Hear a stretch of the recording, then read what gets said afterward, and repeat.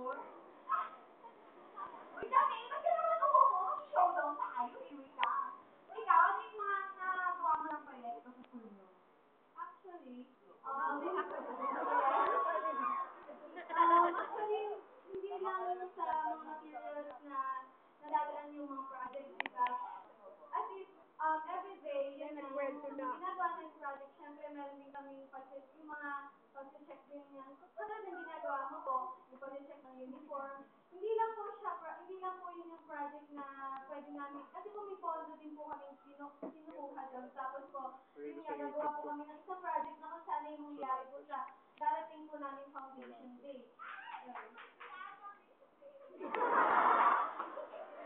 Tapos yun, nagawa po kami meron po kami gagawin sa para, tsaka, yun, nagawa ko ng cheering squad. Siyempre, ako yung leader.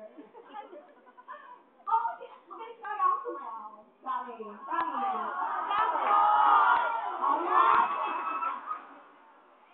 Ayoko, baka madulas ako, nadudulas pa nga ako. Hindi ako, yun na lang ako sa SOP.